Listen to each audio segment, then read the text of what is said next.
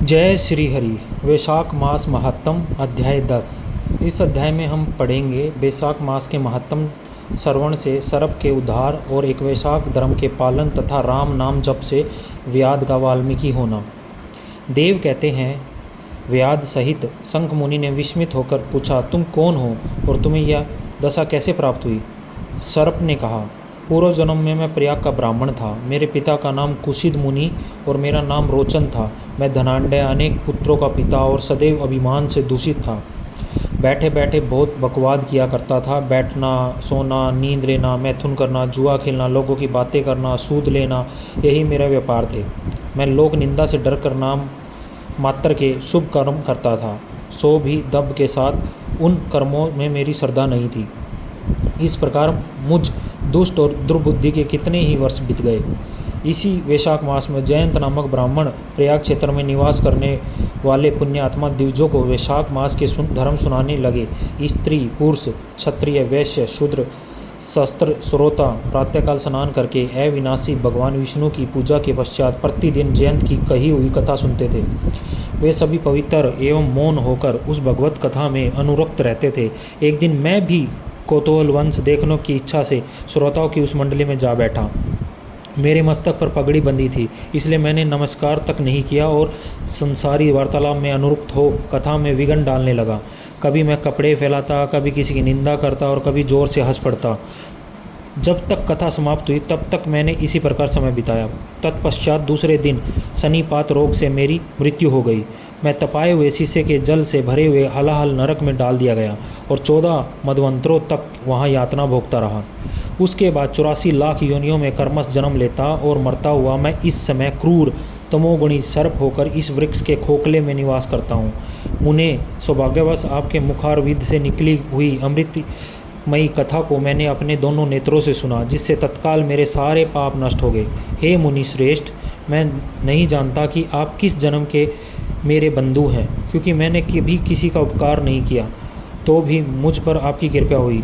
जिनका चित्त समान है, जो सब प्राणियों पर दया करने वाले साधु पुरुष हैं, उनमें परोपकार की संभाविक प्रवृत्ति होती है। उनकी कभी किसी के प्रति विपरीत बुद्धि नहीं होती। आज आप मुझ पर कृपा कीजिए, जिससे मेरी बुद्धि धर्म में लगे। देवाधिदेव भगवान विष्णु की मुझे कभी विस्मृति ना हो और साधु चरित्र वाले महापुरुषों का सदा ही संग प्राप्त हो। जो लोग मद से अंधे हो रहे हैं, उनके लिए एकमात्र दरिद्रता से उत्तम अंजन है। इस प्रकार नाना भांति से स्तुति करके रोचन ने बार बार संघ को प्रणाम किया तथा हाथ जोड़कर चुपचाप उनके आगे खड़ा हो गया। तब शंख ने कहा, ब्राह्मण, तुमने वैशाख मास और भगवान विष्णु का महात्म्य सुना है। इससे उसी क्षण तुम्हारा सारा बंधन नष्ट हो गया। द्विज श्रेष्ठ, परिहास, भय, क्रोध, द्वेष, कामना अथवा स्नेह से भी एक बार भगवान विष्णु के पापहारी नाम का उच्चारण करके बड़े भारी पापी भी रोग शोक सहित वैकुंठ धाम में चले जाते हैं।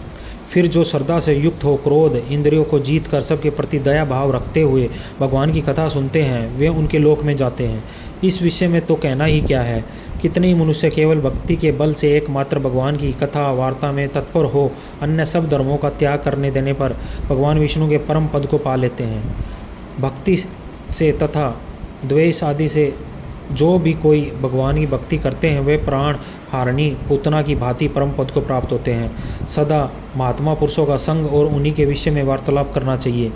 रचना शिथिल होने पर भी जिसके प्रत्येक श्लोक में भगवान के सुयश सूचक नाम हैं, वही वाणी जन समुदाय की पाप राशि का नाश करने वाली होती है, क्योंकि साधु पुरुष उसी को सुनते, गाते और कहते हैं जो भगवान किसी से कष्ट साध्य सेवा नहीं चाहते, आसन आदि विशेष उपकरण की इच्छा नहीं रखते और सुंदर रूप और जवानी नहीं चाहते, अपितु एक बार भी स्मरण कर लेने पर अपना परम प्रकाश में वैकुंठ धाम दे डालते हैं।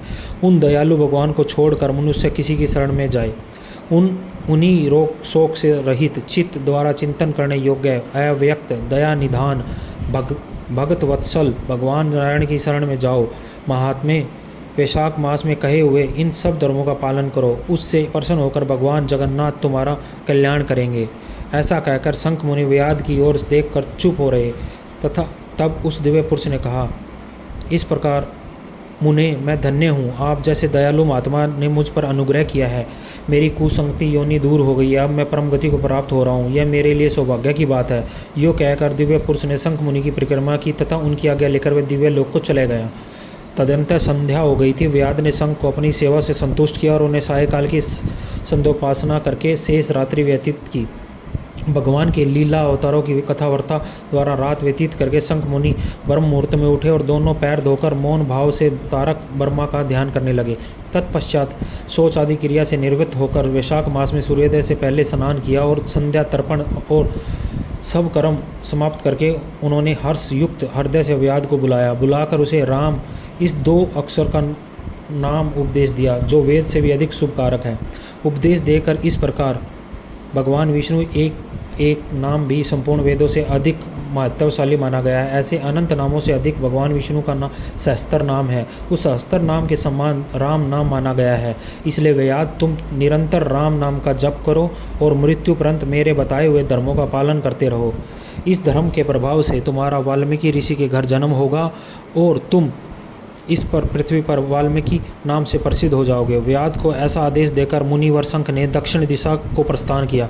व्याध ने भी शंख मुनि की परिक्रमा करके बार बार उनके चरणों में प्रणाम किया। जब तक वे दिखाई दिए तब तक उन्हीं की ओर देखता रहा। फिर उसने अति योग्य वैशाख युक्त धर्मों का पालन किया। जंगली कैत, कटहल, जामुन और आम आदि के फलों से राह चलने वाले थके मांदे पथियों को वह भोजन कराता था। जूता, चंदन, छाता, पंखा आदि के द्वारा तथा बालू के बिछावन और छाए आदि की व्यवस्था से पथिकों के परिश्रम और पसीने का निवारण करता था। प्रातःकाल स्नान करने के बाद दिन रात राम नाम जप करता था।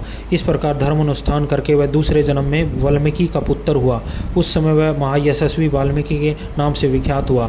जब वाल्मीकि जी ने अपने मनोहर प्रबंध रचना द्वारा संसार में दिव्य राम कथा को प्रकाशित किया, जो समस्त कर्म बंधनों की उच्छेद करने वाली है। मिथिलापते, देखो वैशाख का महात्म कैसा ऐश्वर्य प्रदान करने वाला है, जिससे एक व्याध भी परम दुर्लभ ऋषि भाव को प्राप्त हो गया। से मंचकारी उपख्यान सब पापों का नाश करने वाला है। जो इसे सुनता और सुनाता है वह पुण्य माता के स्तन का दूध पीने वाला नहीं होता। जय जय श्री हरि। इस प्रकार वैशाख मातम का 10वां अध्याय समाप्त होता है। भगवान विष्णु की कृपा आप पर बनी रहे। ओम नमो भगवते वासुदेवाय नमः। हमेशा दूसरों की पहले सुनो और फिर अपनी सुनाओ। भगवान सब सुन रहा है। जो गलत होगा वो सामने आएगा। और हमेशा दूसरे के भले की सोचो। चाहे आप भला कर ना पाएँ, लेकिन फिर भी भले की सोचो, क्योंकि आपके द्वारा बोले हुए शब्द कईयों को अच्छे लगेंगे, कईयों को बुरे लगेंगे, लेकिन आप हमेशा अच्छे मन से बोलो। जय श्री हरि।